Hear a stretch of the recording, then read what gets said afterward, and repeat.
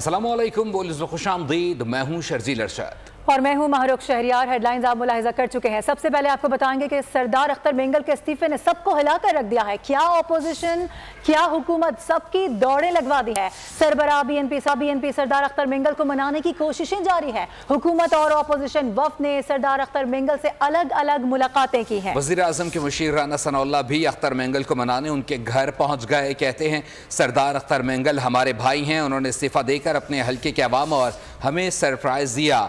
आज से पहले इस तरह की कोई बात वो हमारे नोटिस में नहीं लाए।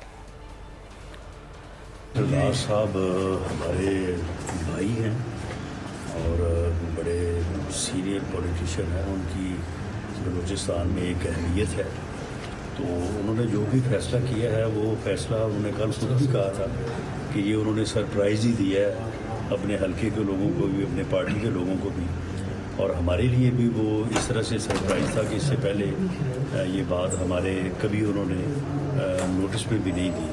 तो बहरहाल आज हम हाज़िर हुए हैं और उनसे बैठ के बात करेंगे और जो भी उनके ख्यालात हैं, जो उनकी नाराज़गी है, तो इंशाअल्लाह ताला हम कोशिश करेंगे कि उनको अपने साथ लेके चलें। बहुत शुक्रिया। और इस्तीफा हो तो ऐसा कि सब मनाने निकल पड़े। सरदार अख्तर मेंगल को मनाने के लिए पाकिस्तान तहरीक इंसाफ ने भी कोशिशें शुरू कर दी हैं। पीटीआई वफ्द में असद कैसर, हामिद रजा, उमर अयूब समेत दीगर रहनुमा शामिल थे। पीटीआई क़यादत ने अख्तर मेंगल को पैगाम दिया है कि इस्तीफा वापस लेकर पार्लियामेंट के अंदर रहते हुए मुश्तरका जद्दोजहद करें। अख्तर मेंगल ने जवाब दिया कि बलूचिस्तान के हालात संगीन हो चुके हैं, वापसी का फैसला मुश्किल है। उन्होंने कहा कि अब बातचीत का वक्त गुजर चुका है, बलूचिस्तान के असल मसाइल को कोई समझना ही नहीं चाहता। दूसरी जानिब मौलाना फजलुर रहमान ने कहा है कि बलूचिस्तान और KPK में बदअमनी की वजह से हुकूमती रेट ख़त्म हो चुकी है। मुसल्ला रॉकेट लॉन्चर्स वाले नाके लगे हुए हैं। बलूचिस्तान में फोर्सेस पर हमले हो रहे हैं। आज सियासी लोगों को साइडलाइन किया जा रहा है। हुकूमत और इदारों को खुद अंदाज़ा लगाना होगा कि मामलात किस हद तक ख़राब हो चुके हैं। पार्लियामेंट आगे बढ़े, बलूचिस्तान और KP में लोगों से बातचीत करके मसले का हल करे। मैं मायूस होकर पार्लियामेंट के पास मसाइल हल नहीं हो रहे। और खैबर पख्तूनख्वा में बदअमनी की वजह से हुकूमती रेट खत्म हो चुकी है। हम कभी भी ऐसे मामलात को संजीदा नहीं ले रहे हैं। इन सारे मामलात को सियासी लोग ही तय कर सकते हैं। आज सियासी लोगों की अहमियत खत्म की जा रही है। मामला फहम, तजर्बाकार और सीनियर सियासी क़यादत है, उनको साइडलाइन किया जा रहा है। सियासतदानों को बाइख्तियार बनाओ, सियासतदानों को मामलात हवाले करें। हम प्रॉक्सी जंग लड़ रहे हैं, ये हमारे अपने मफाद की जंग नहीं है। इस तमाम तर नाजुक सूरत हाल में हमें कदम उठाना चाहिए। हुकूमत को भी अपनी जिम्मेदारी पूरी करनी चाहिए। पार्लियामेंट को, सियासी जमातों को, सियासी कायदीन को मुल्क के लिए गैर जरूरी समझना, इससे बड़ी हमाकत और दुनिया में और नहीं हो सकती जो हमारे यहाँ की जा रही है। कोई रोल नहीं रहा है पार्लियामेंट का, मेंबरान का कोई रोल नहीं रहा है। तभी तो अख्तर जान मेंगल ने इस्तीफा दे दिया कि फिर ऐसे ऐवान में मैं कैसे बैठूंगा। और अपोजिशन लीडर उमर अयूब खान कहते हैं कि वो क्या हालात हैं कि अख्तर मेंगल को इस्तीफा देने पर मजबूर किया गया। उनके पास ऐसी क्या इतलात हैं कि वो इस्तीफा दे दें। हम अपोजिशन का वफ्द लेकर अख्तर मेंगल के पास गए थे। लापता अफराद के मसले पर यहाँ बात नहीं हो सकती। बलूचिस्तान से अरकान असेंबली को बोलने नहीं दिया जाता। बलोच नौजवान बलूचिस्तान की सियासी क़यादत को मानने को तैयार नहीं है। बलोच हमसे ज्यादा मुहिब वतन है। इस हुकूमत का तो ये हाल है कि ये अपना चपरासी तक नहीं बदल सकते। 9 मई करने वाले CCTV फुटेज सामने क्यों नहीं लाते? साहिबा मुफ्ती हैं, बलोचिस्तान के ऊपर बात करती हैं और वहां पे डिप्टी कमिश्नर उठ के कहता है कि आप क्वेटा प्रेस क्लब में डिप्टी कमिश्नर के इजाजत के बगैर प्रेस कॉन्फ्रेंस नहीं कर सकते हैं। यहाँ पे ट्रेजरी बेंचेस में जो आपके बलोचिस्तान के मेंबरान हैं वो बात नहीं कर सकते हैं क्योंकि उनके मुंह पे टेप उन्होंने लगाई हुई है। Enforce disappeared person / missing person वसाइल के ऊपर उनका हक जो उनके अपने वसाइल हैं, इसके बारे में बात करें ना। इसके बारे में आप कर बात नहीं रहे। बलोच के नौजवान वो उनकी बात सुनना नहीं चाहते हैं। सरदार अख्तर खान मेंगल साहब को वो क्या चीजें हैं जिन्होंने मजबूर किया कि वो असेंबली से इस्तीफा दे रहे हैं। तो दूसरी जानिब लीगी रहनुमा हनीफ अब्बासी ने भी उमर अयूब को खूब जवाब दिया। कहा कि अभी भी मौका है, माफ़ी मांग लें। वज़ीर आज़म की ज़रूरत नहीं, मैं साथ चलता हूँ, उनसे आपको माफ़ी दिलवा देता हूँ। अपने अफवाज के ख़िलाफ़ इतना जहर ना उगलें। अपनी अफवाज पाकिस्तान की इज़्ज़त करें, सब्र रखा करें। मिलिट्री कोर्ट्स मुल्क में मौजूद मौजूद हैं। कोर कमांडर हाउस लाहौर किसने जलाया था, सबको नजर आ रहा है। फौज इतनी कमजोर नहीं कि आप गालियां देंगे तो वो डर जाएंगे। फौज से मुतल्लिक पूरी स्पीच उठा के देखें, गालियां दे रहे हैं। जो नौजवान इस वक्त अपनी शहादतों के नजराने पेश कर रहे हैं इस मुमलकते खुदादादे पाकिस्तान की खातिर, कांटा आपको नहीं चुभा, सारे आप बाहर फिर रहे हैं, चिल कर रहे हैं और आपकी गुफ्तगू का अंदाज बहुत अफसोस हुआ। इसलिए जरा सब्र करें, अभी तो इश्क के इम्तिहान और भी हैं। अभी तो आप कहते हैं 9 मई की विजुअल्स लेके आए, अंधे हैं जिन्हें पता नहीं चलता कि 9 मई को क्या हुआ था। वो GHQ पे मैं गया था, वो आपने कोर कमांडर हाउस लाहौर मैंने जलाया था।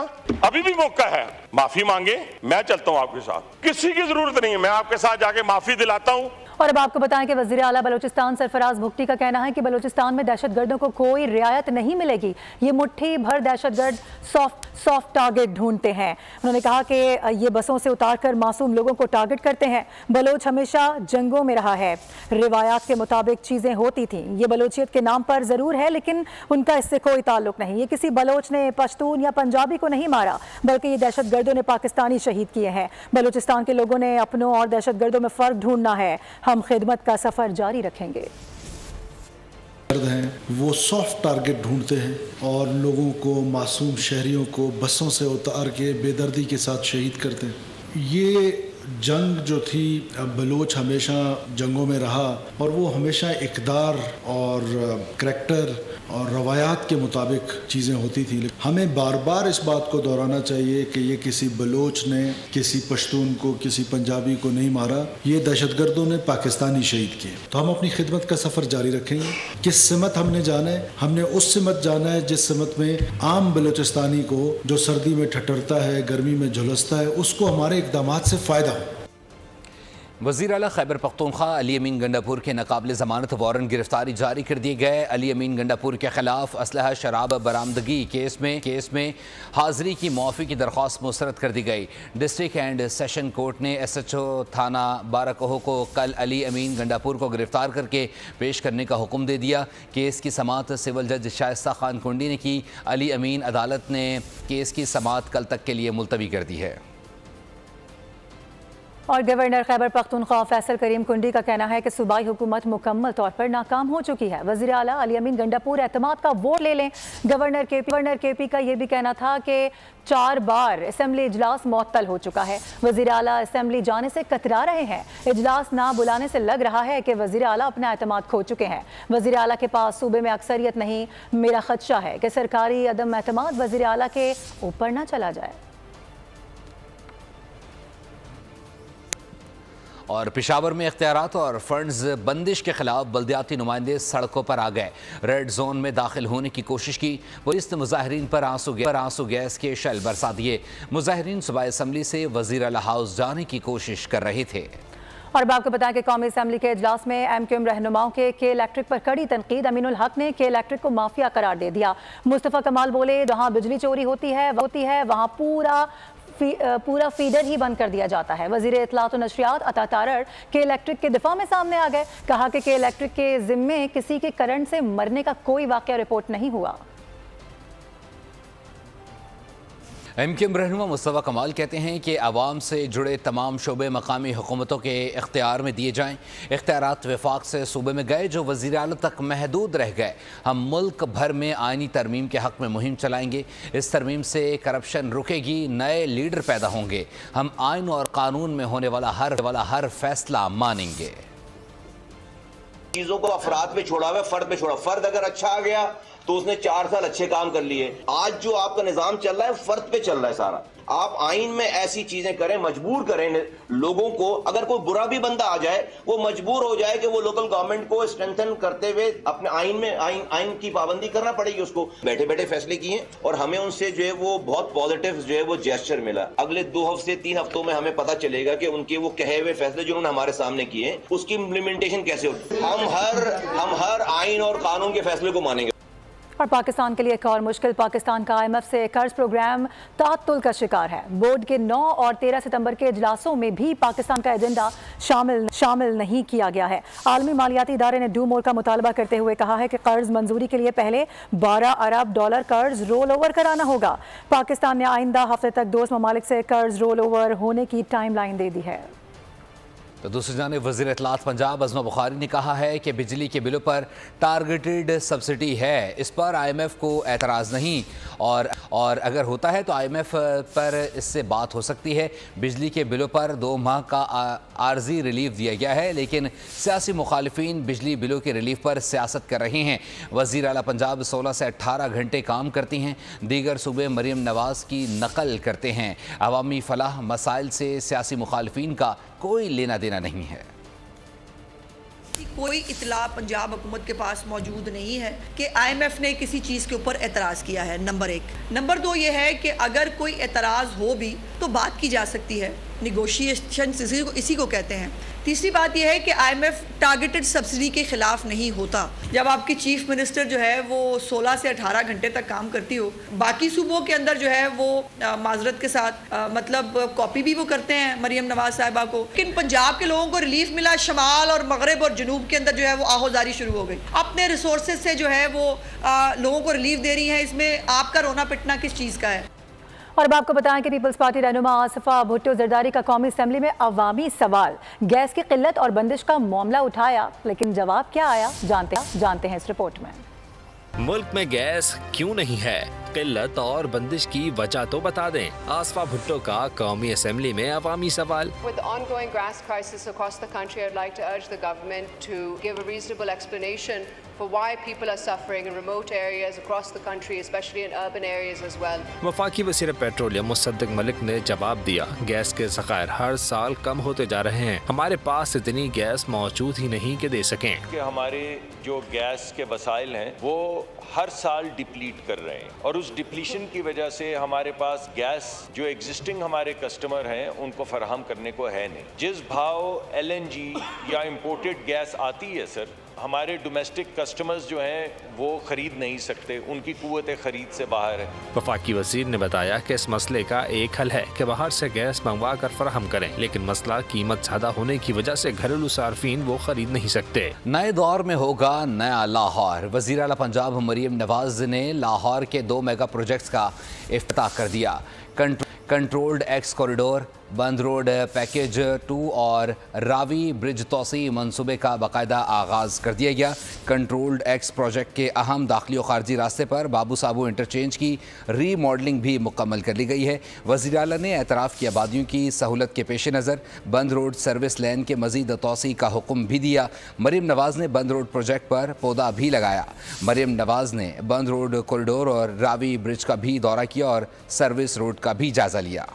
उधर इदारा शुमारियात ने बैरूनी तिजारत के आदाद शुमार जारी कर दिए हैं। रिपोर्ट के मुताबिक रवा माली साल के 2 माह में पाकिस्तानी बरामदात बढ़ गई हैं। जुलाई और अगस्त में पाकिस्तानी बरामदात में 14% इजाफा रिकॉर्ड हुआ, जबकि 2 माह के दौरान पाकिस्तानी बरामदात 5 अरब डॉलर से बढ़ गई हैं, जबकि 2 माह के दौरान तिजारती खसारे में 4.20% की कमी रिपोर्ट हुई है। और सोने की कीमत मजीद नीचे आ गई है। फ़ी तोला सोना 1400 रुपये सस्ता हो गया है, जिसके बाद फ़ी तोला सोने की कीमत 2 लाख रुपये हो गई है, जबकि 10 ग्राम सोने की कीमत 1200 रुपये कमी के बाद 2,22,994 हो गई है। आलमी सराफा बाज़ार में भी सोना $17 की कमी से 2,481 फ़ी औंस की सतह पर आ गया है। तहम चांदी की कीमत फ़ी तोला कीमत 50 रुपये कमी के बाद 2,900 रुपये हो गई है। मुकदमे को उन्होंने हमेशा बड़ी जुर्रत और बहादुरी के साथ लड़ा। इस जद्दोजहद को जो है उसी दायरे में जो है वो जारी रखें, कानून और आइन के मुताबिक, और हम सब उनके कदरदान हैं, हम उनके साथ हैं। और उन्होंने जो कल इस्तीफ़े वाली बात की है पार्लियामेंट से, तो हमने उनको ये रिक्वेस्ट की है। रिव्यू पिटीशन जो है वो हमने दाखिल कर दी है, और हमारी रिव्यू पिटीशन को उन्होंने रजिस्टर्ड कर लिया है। अब उसके ऊपर आर्गूमेंट्स होंगे, और हमें पूरी उम्मीद है कि हमारी पिटीशन जो है वो एक्सेप्ट होगी। हमें उनका बेपनाह एहतराम है, और हम चाहते हैं कि जमहूरी जदोजहद में बलूचिस्तान के हुकूक और बलूचिस्तान की महरूमियों से मुतल्लिक जो उनका किरदार है वो बड़ा तवाना, बड़ा ताकतवर उनका किरदार है, उनकी बड़ी ज़ोरदार आवाज़ है, वो जो है पार्लियामेंट में मौजूद रहनी चाहिए। जी बख्शी साहब आप पॉलिटिकल पार्टी जी बिस्मिल्लाहिर्रहमानिर्रहीम। बिल्कुल जैसे राना साहब ने कहा कि उन्होंने राना साहब ने रिव्यू पटिशन भी डाली, कोशिश भी की और बड़ी अच्छी तजवीज़ें भी दी वहाँ पे। ये जो रोज़ की नाराज़गी है इसको एक रुख दें, एक अपने जमहूरी निज़ाम को, मुल्क को एक स्टेबल करने के लिए एक निज़ाम दें। तो उस पर भी काफ़ी गहरी गुफ्तगू हुई है इंशाल्लाह और उम्मीद है कि ये आज हम इनकी नुमाइंदगी में गए। अल्हम्दुलिल्लाह राना साहब को तजुर्बा है और उन्होंने बड़े अच्छे अंदाज में आज हमारे इस केस को वहाँ पे पिया और डिस्कशन में भी लाए। तो उम्मीद है जो राना साहब ने प्रोग्राम दिया है हम सारे साथी उस पर मुत्तफ़िक़ हैं इंशाल्लाह। अर्ज़ भी उनको किया, रिक्वेस्ट भी की है, उस पर वो ज़रूर सोचेंगे इंशाल्लाह, उम्मीद है। और इससे हमारी खाली ये बात नहीं कि हम जाकर उनको राज़ी करें और वो इस्तीफ़ा वापस ले लें, मगर हमने एक बड़े अच्छे अंदाज में आज गुफ्तगू की है जिसमें आने वाले दिनों में इंशाल्लाह उम्मीद है कि उसके नताइज भी सामने आएंगे और एक अच्छा रुख हमें मिल जाएगा। शुक्रिया जी। कहा है कि वो अपना एक किरदार अदा करें, वो नेशनल लीडर हैं, बलूचिस्तान के भी लीडर हैं लेकिन वो नेशनल लीडर हैं, वो एक अपना किरदार अदा करें जो भी सियासी सूरत हाल है मुल्क। अच्छा राना साहब ये बताएं बहुत ही अहम मुलाकात आज हुई है और सारी नज़रें आप पर ही हैं, उन्होंने अपने कौन से तहफ़्फ़ुज़ात का इज़हार किया है और क्या इस सारे मामले पर, बलूचिस्तान के मामले पर वज़ीर-ए-आज़म साहब कोई APC कॉल करने का भी कोई इरादा रखते हैं और खाली अपना इनकी मुलाकात भी होनी है वज़ीर-ए-आज़म साहब से? तफसीली जरा बताइए। देखें उन्होंने जिन तहफ़्फ़ुज़ात का जिक्र किया है वो हम दोस्तों के पास उनकी अमानत है और वो जो कंसर्न क्वार्टर्स हैं वो उनके तहफ़्फ़ुज़ात हम उन तक पहुँचाएँगे। जो बात उन्होंने वज़ीर-ए-आज़म से मुतल्लिक़ की है वो वज़ीर-ए-आज़म की खिदमत में जो है वो पेश करेंगे और उसके बाद जो पार्टी लीडर्स के साथ जो उन्होंने कहा है वो सारी बात जो है वो होगी और इसमें फिर वज़ीर-ए-आज़म तमाम पार्टी लीडर्स से मुशावरत के बाद जो है इस मामले में फिर फर्दर पेश रखेंगे। मुलाकातों का सिलसिला जारी रहेगा जी इंशाल्लाह जारी रहेगा। शुक्रिया, थैंक यू।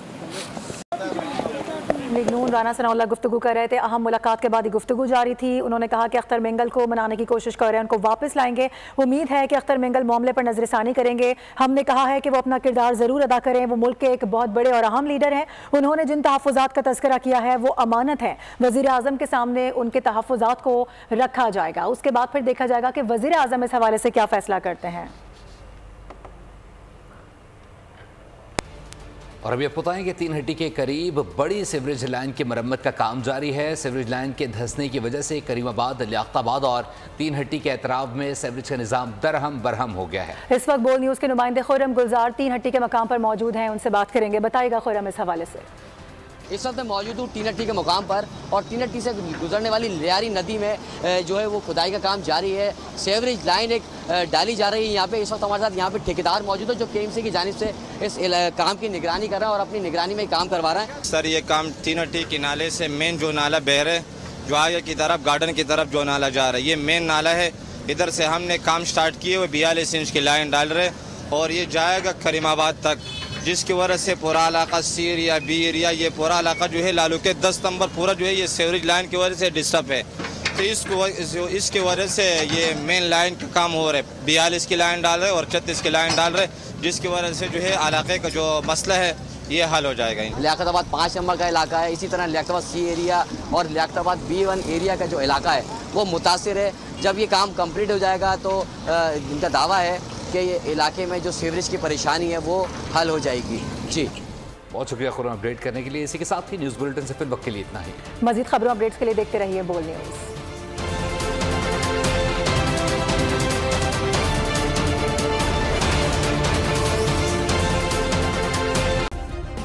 सब्सक्राइब करें और बेल दबाएं ताकि कोई खबर रह न जाए।